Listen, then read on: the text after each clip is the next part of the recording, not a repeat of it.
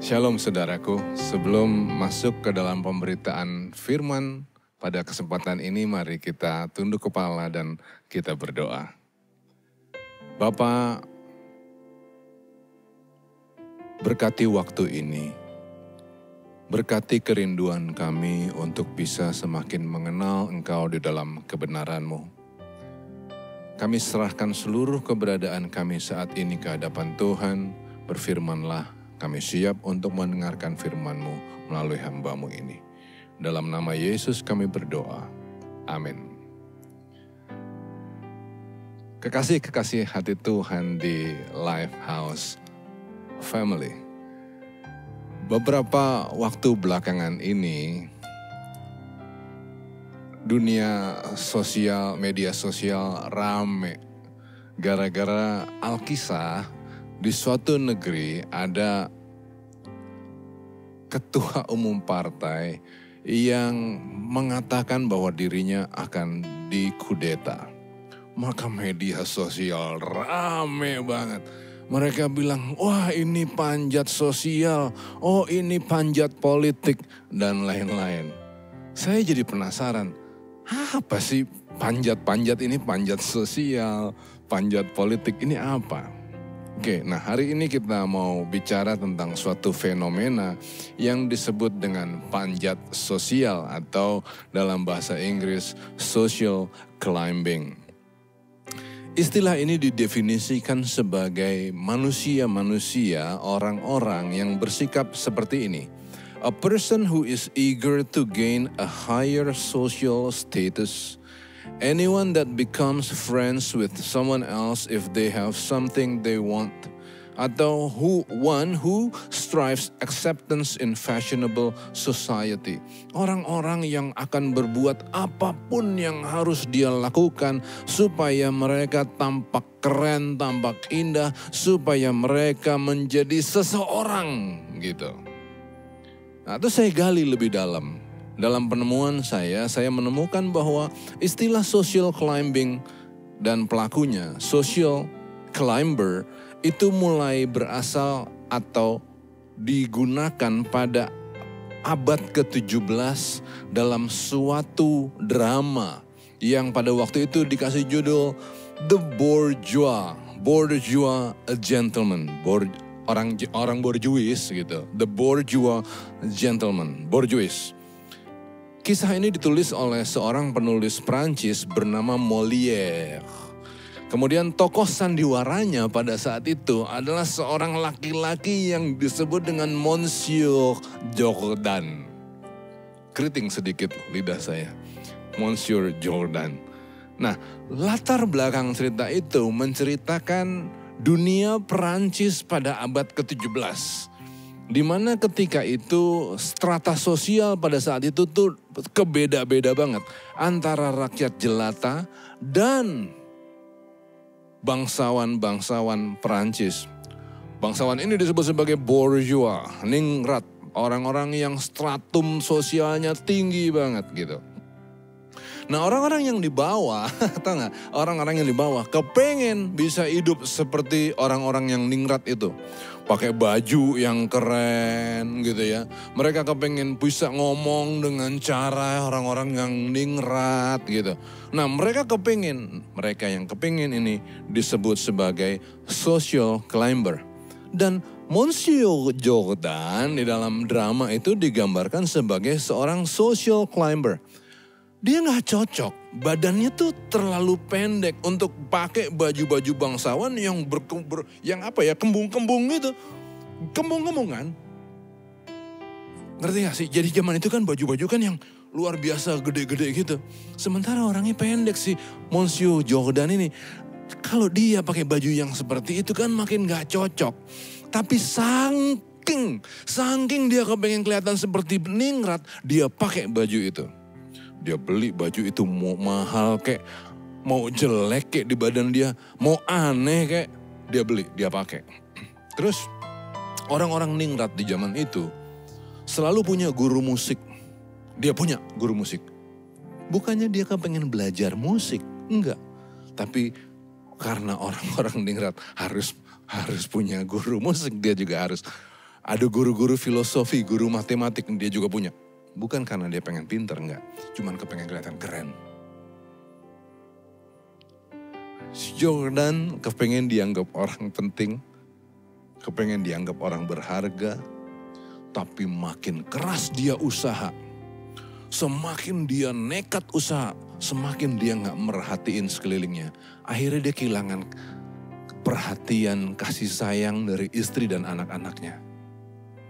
Orang yang punya sifat social climber ini, aduh, akhirnya jadi gak keren. Orang-orangnya jadi kayak bodoh gitu ya. Kurang smart, serakah, ngorbanin orang lain. Itu sikap-sikap orang-orang yang social climbing. Dan Alkitab nyatet ada loh orang-orang yang seperti ini. Social climber di dalam Alkitab. Contohnya siapa? Herodias. Herodias itu adalah seorang social climber. Demi untuk dapetin status sosial yang tinggi. Tahu dia menikah sama siapa? Dia menikah sama omnya. Catat. Pamannya. Omnya.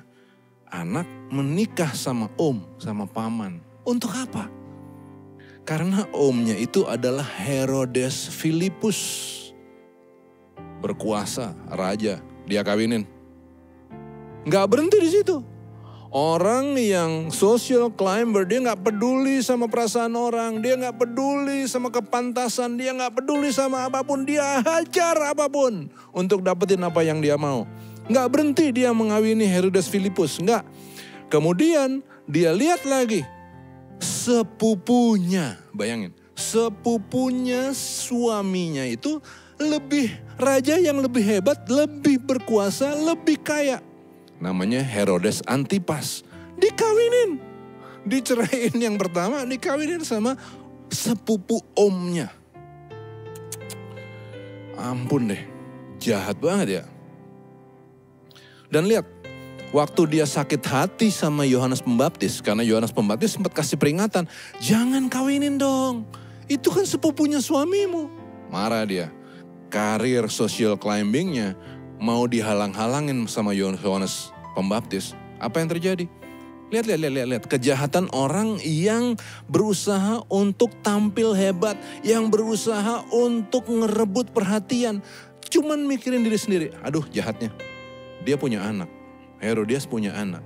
Namanya Salome. Kebetulan anaknya ini anak yang cantik. Anak yang pinter nari. Kemudian diumpanin kepada suaminya, disuruh nari.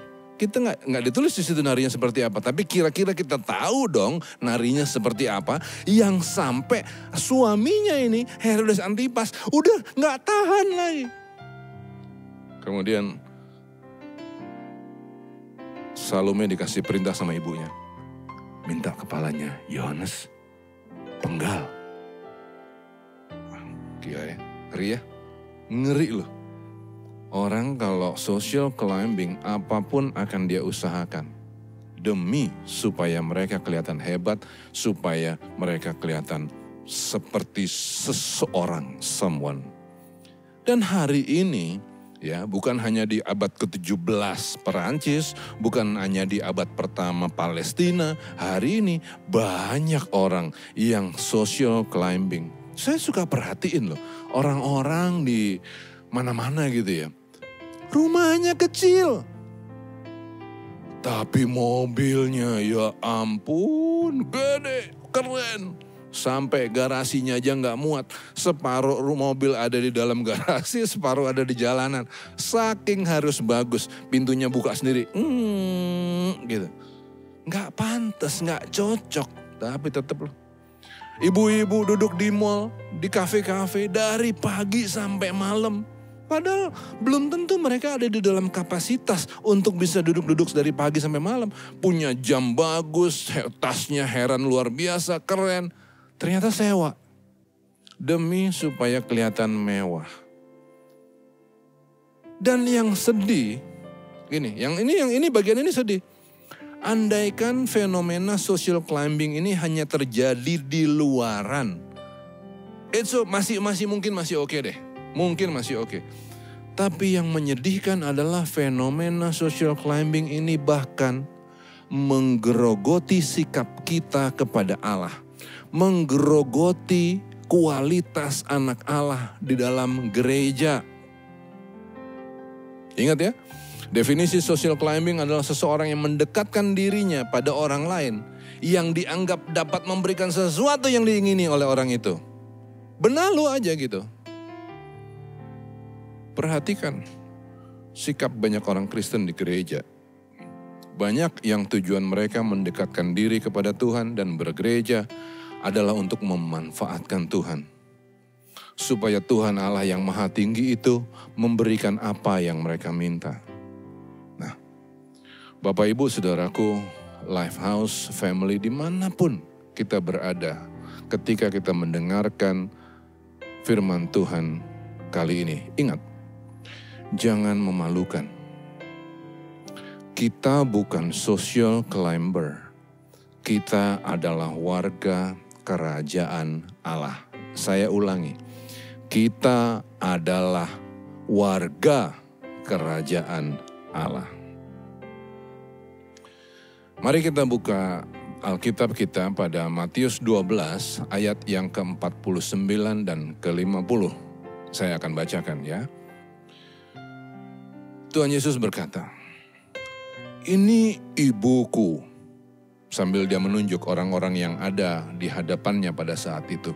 "Ini ibuku dan saudara-saudaraku.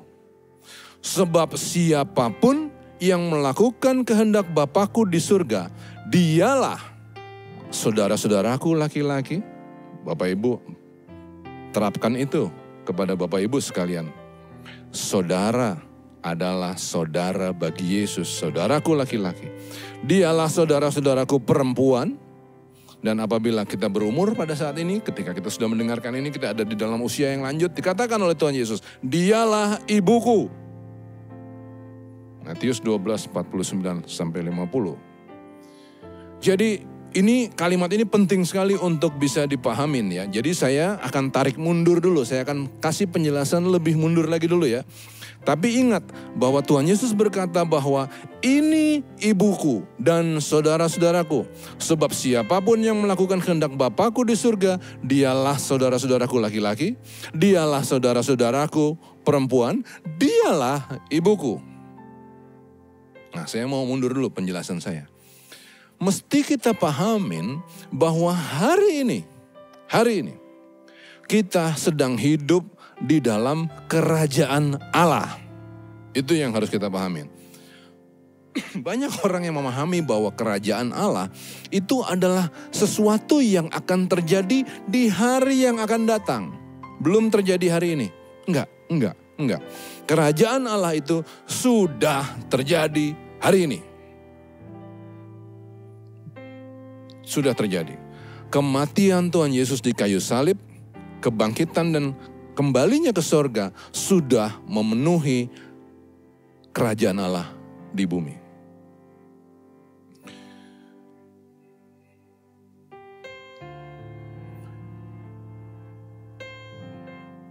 Dan kerajaan Allah yang sudah dihadirkan oleh Tuhan Yesus di bumi itu menunggang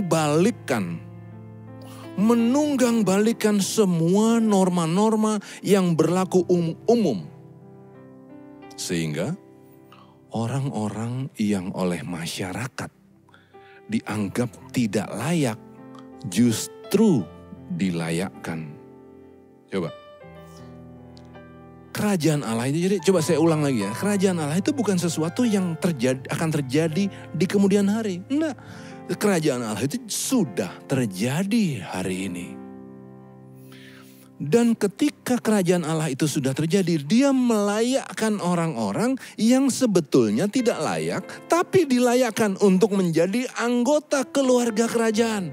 Engkaulah ibuku, engkaulah saudaraku laki-laki, engkaulah perempuan-perempuan, saudaraku. Sekalipun engkau tidak layak, engkau sudah aku layakkan. Contoh, Perempuan yang mengalami pendarahan, Matius 9 ayat 22. Orang yang mengalami pendarahan seperti itu dianggap nggak layak. Apapun yang dia sentuh, apapun yang dia kerjakan itu dianggap najis. Tapi Tuhan Yesus berkata kepada perempuan ini, dikatakan begini.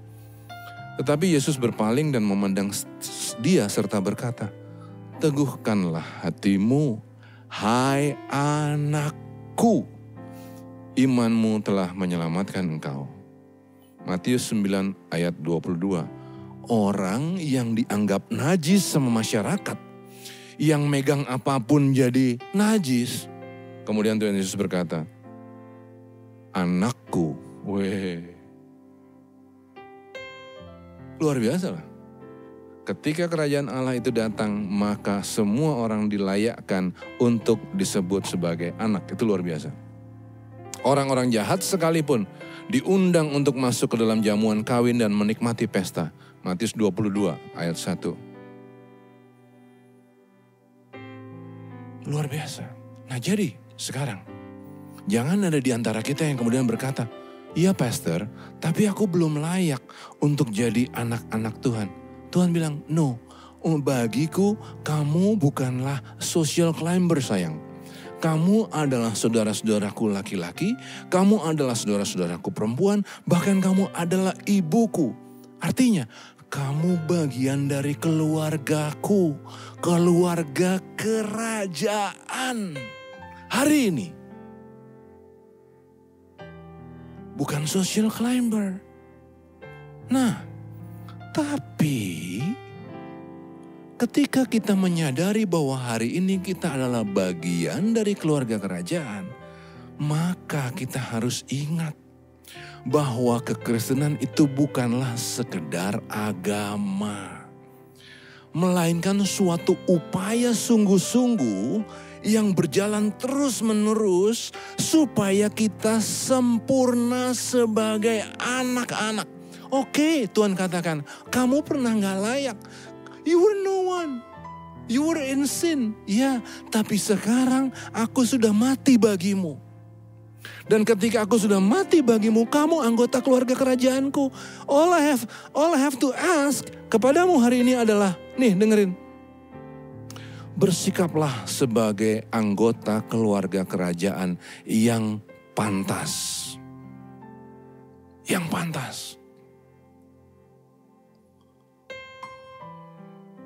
Orang-orang yang ada di kerajaan pasti bersikap pantas, pasti. Di kerajaan Jawa zaman dulu, kalau jalan harus jalan dengan duduk. Dia harus tahu gimana caranya bersikap pantas di wilayah kerajaan. Gak bisa orang Jawa terus jalan di depan raja begini. Gak bisa, dia harus berjalan layak. Nah sekarang, dulu kita gak siapa-siapa. Dulu kita berdosa. Sekarang Tuhan bilang, dosamu sudah aku ampuni, beres. Kemudian, sekarang kamu anggota keluarga kerajaanku hari ini loh. Bukan nanti, hari ini kamu udah anggotaku. Anggota keluarga kerajaanku. Tapi bagaimana caramu hidup? Masa kamu masih seperti social climber? Yang masih mikirin diri sendiri supaya kelihatan keren. Anak raja itu udah pasti keren. Dia gak usaha untuk tampil keren. Dia udah keren duluan. Emang asli udah keren. Kenapa? Karena sikap ngomongnya bener. Bawa dirinya bener. Cara berpikirnya bener. Itu yang nunjukin kualitas anggota keluarga kerajaan. Kita udah dikasih hak itu untuk menjadi anggota keluarga kerajaan. Udah dikasih. Tapi kita dituntut untuk bersikap benar. Nah, kalau kita gak mau sikap benar, Tuhan katakan begini, Allah tidak menyayangkan cabang asli. Sehingga ia juga tidak akan menyayangkan kamu. Gak mau berubah, gak mau bersikap benar. Sikapnya masih seperti social climber yang datang kepada Tuhan untuk minta ngemis-ngemis. Tuhan aku minta ini, Tuhan aku minta itu, Tuhan minta ini. Tuhan katakan, kamu sudah aku berikan. Apa yang belum aku berikan? Mau sehat? Udah aku sediain kesehatan. Mau apa lagi? Udah aku sediain semuanya. Tapi kamu masih minta-minta, itu social climber. Malu-maluin itu. Nah, karena itu kita harus bersikap dengan benar. Tidak lagi sekedar mencari kesenangan jiwa, mencari status. Bukan. Coba kita ingat lagi nih. Kalimat Tuhan Yesus dalam Matius 16 ayat 26.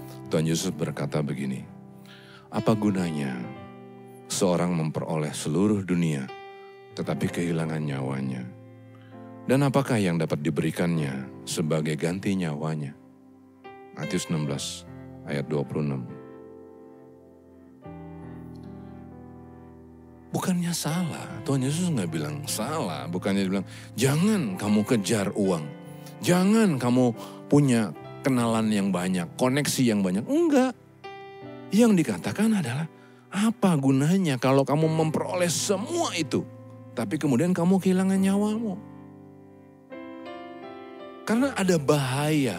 Di dalam materi ada bahaya. Di dalam punya koneksi yang banyak ada bahaya. Di dalam kepemilikan selalu ada bahaya. Bahayanya apa? Not enough. Not enough. Kita kepengen lebih banyak uang. Kita lebih pengen punya lebih banyak kenalan, koneksi, dan lain-lain. Not enough. Maka Tuhan Yesus berkata, apa gunanya kamu memperoleh seluruh dunia?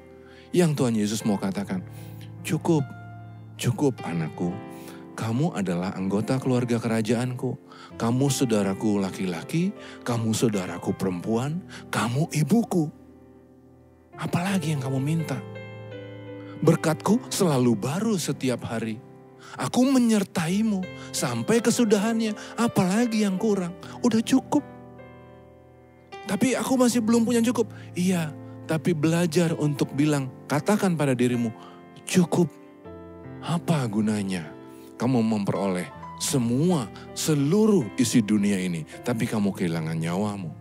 Apa gunanya kamu menjadi social climber, sedangkan kamu sudah menjadi anggota keluarga kerajaan? Kalau kamu terus mau coba lagi, dapetin lebih lagi, kamu akan kehilangan nyawamu. Justru kamu akan kehilangan sukacitamu. Kamu kehilangan apa yang kamu udah punya. Kamu gak punya gratitude lagi. Lalu kalau itu udah terjadi semua, apa yang dapat kamu berikan untuk mengganti itu semua? Gak ada. Kamu kehilangan semua itu. Apa sih yang bisa diberikan oleh kekayaan material? Penelitian-penelitian ilmiah dan pengalaman kita sendiri membuktikan bahwa setelah kita mencapai suatu level ekonomi tertentu, gak ada hubungan antara uang dan kebahagiaan.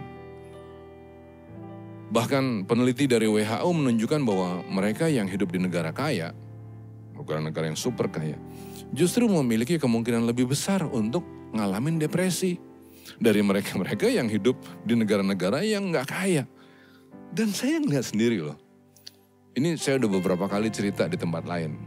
Suatu kali saya pergi ke pulau, namanya Pulau Oma. Pulau Oma itu adanya di Ambon sana. Untuk sampai ke pulau itu kita naik kapal dulu ya. Terus setelah mendarat di Pulau Oma, kita waktu itu diving segala macam. Terus kita mendarat di Pulau Oma. Ada anak-anak kecil, cuman pakai celana pendek gitu. Nggak ada uang sepeser pun, anak kecil di pinggir pantai di Pulau Oma, mana ada duitnya ya kan. Nggak ada uang sama sekali. Happy-nya ampun, happy asli loh. Dia mau apa sih? Dia mau ikan, tinggal ambil. Pinter anak-anak kecil-kecil gitu, pinter nangkep ikan. Mau ngambil ikan bisa, mau ambil kerang, dia tinggal nyelam, dia keluar, dia bawa kerang. Kerang besar, giant clam dia keluarin. Dia ke pinggir pantai, dia nyalain api, bisa bikin api. Saya udah tua begini gak bisa bikin api kalau gak pakai korek. Mereka gak ada urusan sama korek, gak ada korek pun mereka bisa bikin api. Dia nyalain api, dia panggang ikannya, dia panggang tiramnya, dia makan asik. Mau minum, gak usah pusing. Dia naik pohon kelapa, dia ambil kelapa, dia potong sendiri, minum. Selesai minum kelapa, dia mau dessert, gak ada masalah. Dia pergi ke belakang semak-semak, dia cari. Ketemu apa tahu nggak? Apa sih? Kenari. kenari, dia buka pakai batu, prok, prok, prok, prok, dia makan. Dia suruh anak saya, Om mau belajar bagaimana cara buka kenari? Ya gini caranya, pakai batu diginiin. Anak saya kepukul jarinya. Kita bukan uang yang bikin orang happy. Bukan. Orang-orang yang seperti anak-anak kecil di Polo Oma begitu happy, gak ada masalah.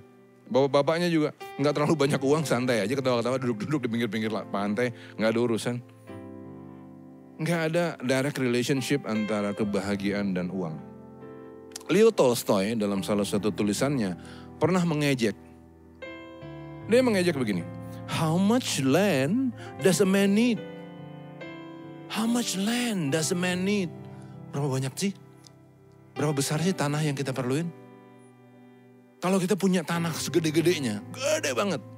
Apakah kita happy? Enggak. Kita gak happy karena banyak tanah. How much land does a man need? Kita bukan social climber. Untuk social climber, kalau dia punya tanah gede, dia bangga. Dia bisa begini. Seperti orang kaya itu yang katakan, lihat jiwaku, tenang, udah punya lumbung kita. Tuhan katakan, hai kamu orang bodoh, untuk apa lumbungmu itu? Hari ini juga, kamu aku panggil, terus mau jadi apa lumbungmu itu? Kalau social climber, mereka happy, punya lumbung besar, punya tanah besar, punya mobil bagus yang terlalu besar, yang bahkan mobilnya aja lebih gede daripada rumahnya. Happy mereka. Tapi kalau untuk anak raja udah punya semua itu. Udah gak pusing dia. Kita adalah imamat yang rajani, tetapi kamulah bangsa yang terpilih. Imamat yang rajani, bangsa yang kudus, umat kepunyaan Allah sendiri. Tujuannya supaya apa? Supaya kamu memberitakan perbuatan-perbuatan yang besar dari Dia. Yang telah memanggil kamu keluar dari kegelapan kepada terangnya yang ajaib. Social climber berbuat segala sesuatu untuk membesarkan dirinya. Supaya mereka kelihatan hebat, supaya mereka kelihatan keren, supaya mereka kelihatan seperti ningrat. Kita bukan begitu, kita udah ningrat. Kamu imamat yang rajani. Kita tuh udah ningrat di hadapan Allah yang maha kuasa. Udah ningrat. Supaya apa? Supaya kita yang udah ningrat bukan lagi membesarkan diri kita. Tapi supaya kita memberitakan perbuatan-perbuatan yang besar dari Dia. Yang telah memanggil kamu keluar dari kegelapan kepada terangnya yang ajaib. Kita ini adalah perwira-perwira kerajaan. Anggota keluarga kerajaan Allah. Maka tinggalin apa yang dulu kita anggap berharga, tinggalin. Itu juga yang Paulus kerjakan. Dulu dia social climber. Dia bangga dengan statusnya sebagai imam. Dia bangga sama statusnya sebagai orang yang jago dalam pengenalannya terhadap firman Tuhan. Tapi untuk kesombongan dirinya. Ketika dia sadar bahwa dia itu bukan social climber, tau gak? Bukan. Tapi dia anggota keluarga kerajaan. Kemudian Paulus berkata, semua itu aku anggap sampah demi pengenalan akan Kristus. Dulu Paulus adalah tokoh yang seperti Pontius Jordan. Dia bangga banget sama apa yang dia punya. Tapi sekarang waktu dia sadar bahwa dia anggota keluarga kerajaan, udah sampah itu semua. Dan kemudian dia berlari-lari. Kalau dia masih kurang, kalau dia masih belum cocok sama apa yang Tuhan harapkan, kalau dia masih harus mengembangin dirinya, dia berlari-lari menuju tujuan itu. Dia nyempurnain dirinya, dia belajar lagi, dia kenalin lagi firman Tuhan. Itulah yang harusnya kita kerjain hari ini.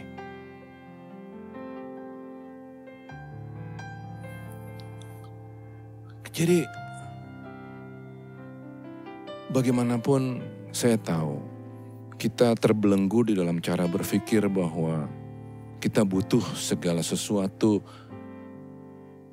yang dibutuhkan oleh dunia ini. Mobil, kekayaan, koneksi dan lain-lain. Saya ngerti banget. Dan untuk yang ini percayakan bahwa Tuhan Allah menyediakan. Kasih-Nya selalu baru, berkat-Nya selalu baru setiap hari. Dia menyediakan. Ini udah selesai. Yang harus menjadi masalah di dalam sisa hidup kita adalah apakah kita sudah pantas sebagai anggota keluarga. Itu yang harus kita kejar. Nah, anggota keluarga kerajaan meniru kesetiaan dan kesatriaan Kristus. Kesetiaan dan kesatriaan Kristus. Yesus ini luar biasa.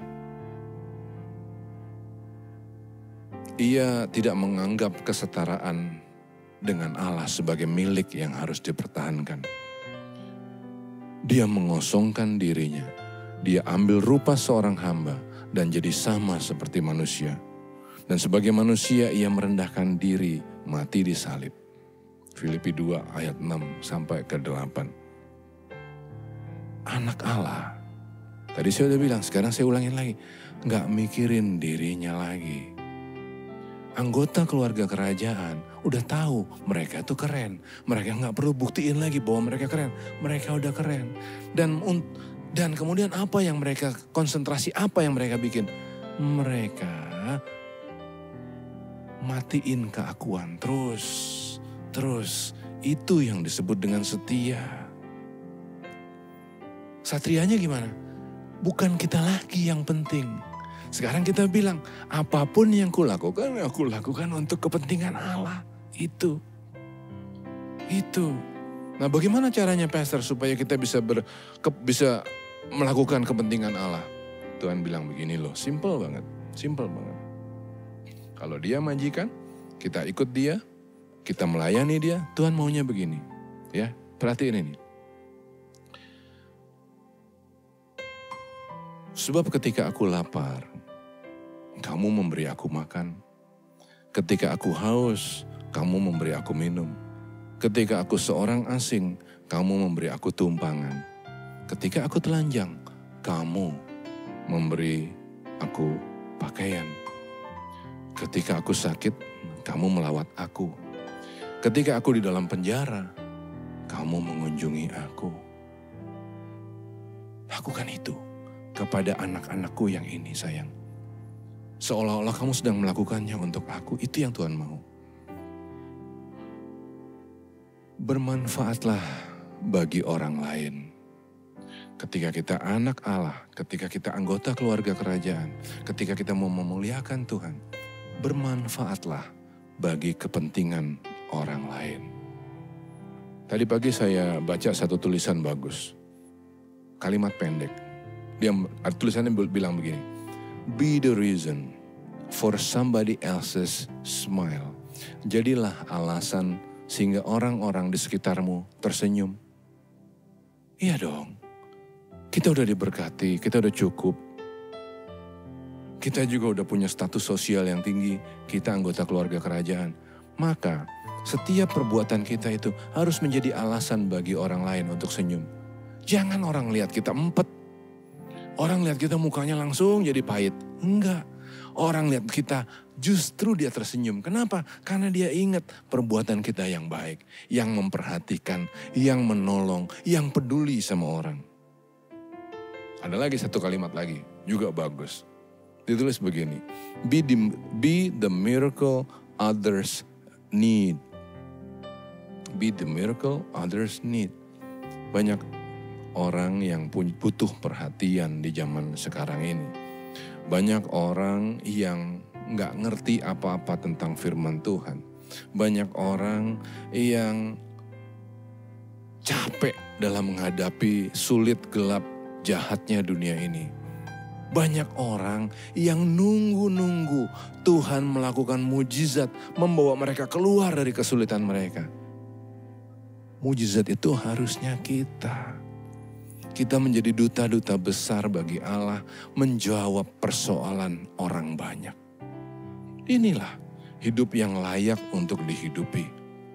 Jangan hanya mencari hidup sebagai social climber. Sadarilah bahwa kita adalah anggota keluarga kerajaan, bukan nanti, sekarang. Maka ayo, jadilah alasan orang lain tersenyum. Jadilah keajaiban bagi orang lain di dunia yang gelap dan bengkok ini. Sekarang, bukan nanti. Hari ini, bukan besok. Amin. Puji Tuhan, saya percaya kita semua telah diberkati oleh kebenaran firman Tuhan.